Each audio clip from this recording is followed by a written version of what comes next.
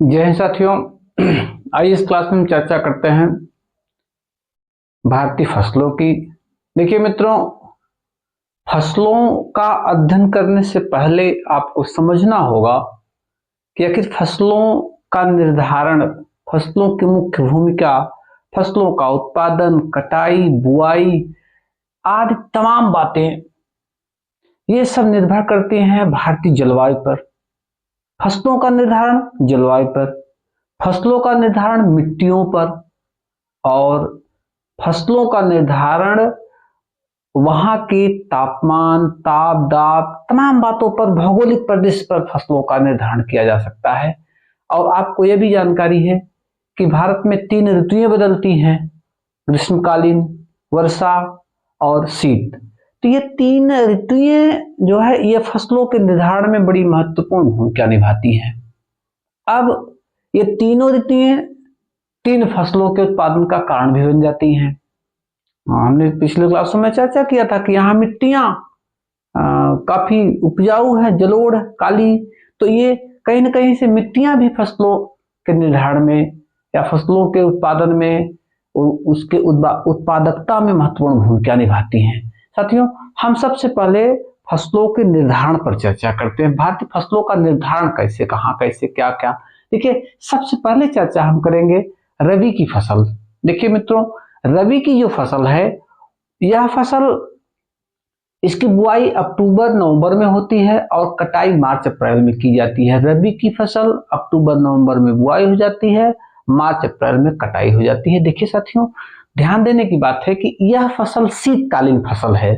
इस टाइम में भारत में ठंडी पड़ती है, तो टेम्परेचर कम और शीत की आवश्यकता होती है। इन फसलों में जो है गेहूं, जौ, चना, मटर, सरसों, आलू, राई ये फसलें होती हैं। इनमें टेम्परेचर की कम की आवश्यकता होती है, लेकिन शीत की आवश्यकता होती है इन फसलों में। इसलिए ये फसलें भारत की में इस टाइम में बोई जाती हैं और इस टाइम में काटी जाती हैं। देखिए, दूसरे नंबर पे आती है खरीफ की फसलें।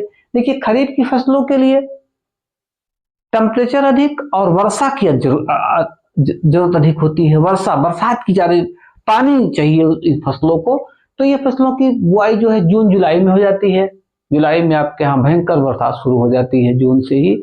और उसके बाद कटाई जो है नवंबर दिसंबर में हो जाती है इन फसल की। और इन फसलों में धान, बाजरा, ज्वार, मक्का, कपास, अरहर, गन्ना, तिलहन ये फसलें विशेष रूप से इस टाइम के लिए बहुत उपयुक्त होती हैं। और लास्ट में तीसरी फसल होती है आपके यहाँ जो, इसको कहते हैं जायद की फसल।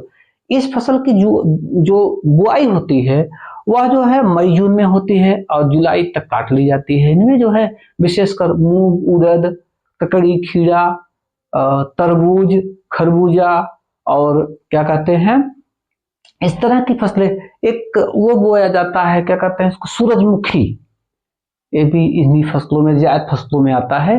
तो जायद की फसलें निश्चित रूप से कुल मिलाकर एक ग्रीष्मकालीन फसलें होती हैं। इनमें टेम्परेचर की अधिक आवश्यकता होती है, शुष्क में भी अपना काम चल जाता है। तो ये 3 तरह की फसलें होती है।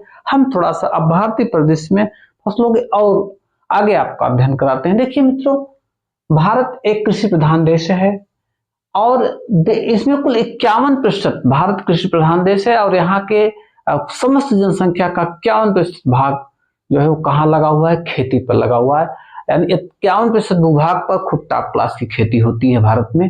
आगे देखेंगे, भारत में हरित क्रांति की शुरुआत 1966-67 में हुई थी। देखिए मित्रों, विभाजन के बाद बड़ी ही दयनीय स्थिति थी, भूखमरी थी भारत में। इससे जूझने के लिए हरित क्रांति का नारा MS स्वामीनाथन ने दिया था। MS स्वामीनाथन ने जब हरित क्रांति का नारा दिया, श्रेय स्वामीनाथन जी को जाता है। उसके बाद ऑटोमेटिक एक फ्लो आया, एक तेजी से जो है कृषि क्षेत्र में डेवलपमेंट हुआ। हर क्षेत्र की फसलों को में साइंस का प्रयोग किया गया, जैसे उसकी खाद, बीज, उर्वरकता, पानी, तमाम तरह के जुताई, बुआई, तमाम तरह के औद्योगिकरण कर दिया गया कृषि का। और जाके भूखमरी से तो कम से कम भारत में जो है मुक्ति मिली। आज आपके पास, यानी आपका मतलब आपके सरकार के पास इतना आज व्यापक पैमाने पे स्टोर है कि वह कुछ महीनों तक बैठा के पूरे देश को खिला सकता है। लेकिन एक स्थिति थी कि आपके पास दाने के लिए आप मुहताज थे और आप विभाजन से जूझे थे, तमाम प्रॉब्लम थी, उसमें हम बाद में चर्चा हो जाएगी। यहाँ पे हम आपको बताना चाहेंगे कि हरित क्रांति के बाद गेहूं के उत्पादन में सबसे ज्यादा प्रभाव पड़ा, और गेहूं का उत्पादन में इतना प्रभाव पड़ा कि आज आपके पास स्टोर है, कभी आपके पास खाने के लिए नहीं था, आज आपके पास स्टोर है, तगड़ा स्टोर आपके पास है। तो आगे आप चलते हैं, भारत में हरित क्रांति का सर्वाधिक प्रभाव गेहूं पर पड़ा और दूसरे नंबर पर जो है चावल पर पड़ा।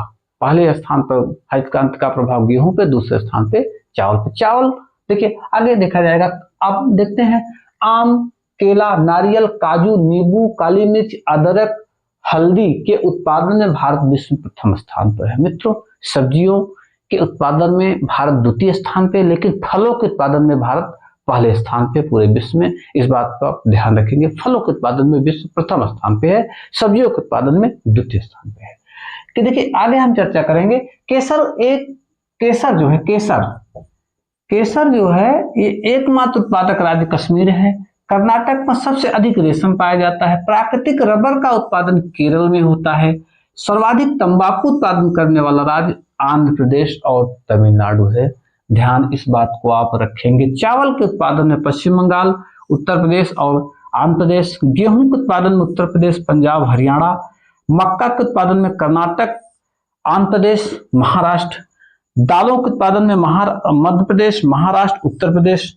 मूंगफली में गुजरात और आंध्र प्रदेश, तमिलनाडु। सरसों के उत्पादन में राजस्थान, हरियाणा, मध्य प्रदेश। सोयाबीन के उत्पादन में मित्रों कर्नाटक, आंध्र प्रदेश, महाराष्ट्र।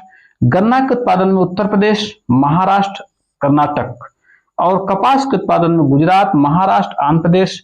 जूट के उत्पादन में पश्चिम बंगाल, बिहार, असम। आलू के उत्पादन में उत्तर प्रदेश, बिहार, पश्चिम बंगाल। और प्याज के उत्पादन में महाराष्ट्र, कर्नाटक और गुजरात। देखिए साथियों, ये फसलों के उत्पादन का जो है ग्रेडिंग है कि किस प्रांत में कौन सी फसलें ज्यादा। देखिए इसमें थोड़ा सा एक दो चीजों को और ऐड करेंगे। देखिए साथियों, कर्नाटक में सबसे ज्यादा कहवा होता है और वहीं असम में सबसे ज्यादा टॉप क्लास की चाय का उत्पादन किया जाता है। और ध्यान रखेंगे तटवर्ती क्षेत्रों पे, भारत के तटवर्ती जो क्षेत्र हैं वहां पे सबसे व्यापक पैमाने पर नारियल का उत्पादन किया जाता है। और मसालों के उत्पादन में भी भारत का प्रथम स्थान है। तो ये कहीं ना कहीं से एक भारतीय कृषि जो भारतीय मानसून पर निर्भर है, और आप खाद्यान्न के मामले में, फसलों के मामले में, फलों के मामले में, इन सब मामलों में आप आज प्रथम स्थान पर पहुंच चुके हैं। और भारत जो भुखमरी के कगार से उठकर आप आज इस समय काफी चीजों को आप विदेशों में निर्यात कर रहे हैं। कभी आयात करते थे, आज निर्यात की स्थिति में है। जय हिंद साथियों।